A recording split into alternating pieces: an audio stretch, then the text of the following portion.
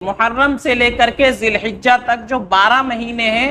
یہ بہت قدیم زمانے سے چلے آ رہے تھے، لیکن سال متعین نہیں ہوا تھا کہ پہلا سال ہے دوسرا سال ہے، صرف مہینے تھے۔ جب حضرت عمر فاروق رضی اللہ تعالیٰ عنہ کا دور آیا اور آپ کی خلافت بہت دور تک پھیل گئی اور آدھی دنیا میں اسلامی نظام قائم ہو گیا، اسلامی حکومت قائم ہو گئی،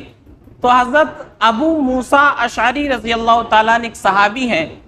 انہوں نے حضرت عمر کو یہ مشورہ دیا کہ آپ جو اپنے گورنروں کے پاس خط بھیجتے ہیں، کوئی حکم بھیجتے ہیں، تو اس پر کوئی تاریخ لکھی ہوئی نہیں ہوتی ہے۔ اگر تاریخ لکھی ہوگی تو یہ زیادہ اچھا ہوگا، پتہ رہے گا کون سا حکم کس دن دیا تھا، کس دن گورنر کے پاس پہنچا اور کس دن اس پر عمل کیا گیا، تو تاریخ ہو جائے گی تو یہ سارا ریکارڈ محفوظ ہو جائے گا۔ تو حضرت عمر رضی اللہ تعالیٰ عنہ نے اس مشورے کو پسند کیا، فوراً جو بڑے بڑے صحابہ تھے ان کی میٹنگ بلائی گئی کہ یہ مشورہ دیا ہے حضرت ابو موسیٰ اشعری نے، اس پر آپ لوگ رائے دیجئے کہ ہم اسلامی کیلنڈر کا اعتبار کب سے کریں۔ تو صحابہ نے 4 قسم کی رائے پیش کی۔ بعض صحابہ نے کہا کہ جب اللہ کے نبی صلی اللہ علیہ وسلم پیدا ہوئے اس دن سے ہمارا کیلنڈر شروع ہونا چاہیے، اور بعض صحابہ نے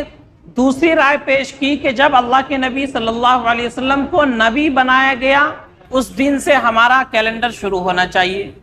تیسری رائے یہ آئی کہ جب اللہ کے نبی صلی اللہ علیہ وسلم نے ہجرت فرمائی، مکہ سے مدینہ گئے، اس وقت سے کیلنڈر شروع ہونا چاہیے۔ اور چوتھی رائے صحابہ نے یہ دی کہ جب اللہ کے نبی صلی اللہ علیہ وسلم اس دنیا سے رخصت ہو گئے، جب آپ کی وفات ہو گئی اس دن سے ہمارا کیلنڈر شروع ہونا چاہیے۔ تو یہ 4 رائے آئی۔ حضرت عمر رضی اللہ تعالیٰ نے ہجرت والی رائے کو پسند فرمایا، کیونکہ ہجرت سے مسلمانوں کو اور اسلام کو ایک نئی کامیابی ملی، اور جب سے اللہ کے نبی نے مکہ سے مدینہ ہجرت کی اس دن سے اسلام دنیا میں پھیلتا گیا، پھولتا گیا، اور مسلمانوں کی شان و شوکت دنیا کے اندر بڑھی۔ تو ہجرت کے وقت سے اس سال کو شروع کیا گیا۔ تو اب 1445 ختم ہونے والا ہے، 1446 ہجری 2-3 دن کے بعد شروع ہو جائے گا۔ یعنی اللہ کے نبی صلی اللہ علیہ وسلم نے جب مکہ سے مدینہ ہجرت کی اس واقعے کو 1445 سال گزر گئے ہیں، 1446واں سال 2-3 دن کے بعد شروع ہو جائے گا۔ تو ہجری کیلنڈر اور اسلامی کیلنڈر کی شروعات اس طرح ہوئی۔ ہمیں اور آپ کو اس کیلنڈر کو بھی یاد رکھنا چاہیے، اس کے مہینے 12 مہینے ان کو یاد کریں، جیسے ہم جنوری فروری یاد رکھتے ہیں، اسی طرح اسلامی جو 12 مہینے محرم، صفر، ربیع الاول، ربیع الثانی، جمادی الاولی، جمادی الثانی، رجب، شعبان، رمضان، شوال، ذی قعدہ اور ذی الحجہ، یہ 12 مہینے، ان 12 مہینوں کو بھی یاد رکھے،